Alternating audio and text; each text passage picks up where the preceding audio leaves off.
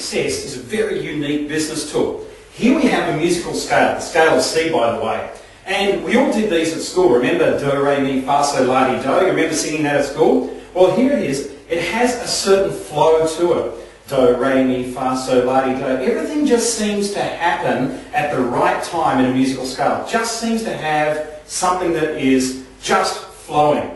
But when it comes to our business, we tend to have a scale in our business that sounds more like blah, blah, blah, blah, right? It's all over the place. That's because we've got no flow and no track to follow. So there are actually 8 stages in developing your business from scratch, just like there are 8 notes here in our musical scale. And here they are. Starting down the bottom here, the very first thing that any business must have is an idea.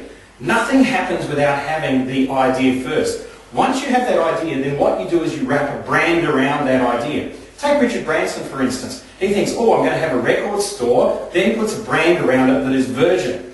Going into the third step here, what you have is you build your team. So that might be your employees, it could be your external team, your accountants, your solicitors, those sort of things that also come into the business. Then the fourth stage is that you actually create partnerships. Creating partnerships, strategic alliances, alliances with suppliers, maybe even partnerships with various customers. By that stage, you've gone to the fifth stage, which is actually creating equity.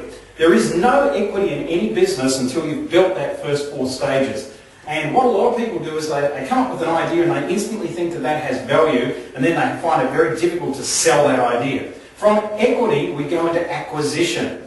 So acquisition is where you now look to go to the next level. So you might acquire staff, you might acquire premises, you might actually acquire another business that comes into your business as well. And from there we go to cash flow. Cash flow is when the money really starts to roll in. And if you don't get these stages in order, then what you'll find is by the time you get to cash flow, which is the 7th stage, you're actually limiting your ability to create cash flow.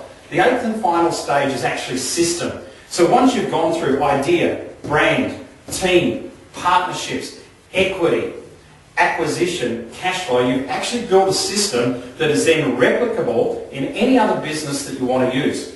For instance, I have a friend who runs a business and they came up with this great idea. They put a brand around it. The original team was just them. They went out and they got strategic alliances, and it was an internet-based business to market those alliances. And another company came in at that point and offered them $3 million for 50% of their business.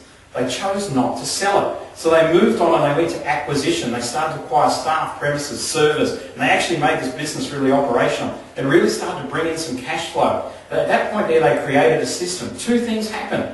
Number 1 is the same company but came back and offered them $20 million for 50% of their business, which they took. So they're now cashed up. They're also now not operating that business, but they also now know the structure of putting together a similar business, so they can replicate it again and again and again. The scale of success is a very unique business tool.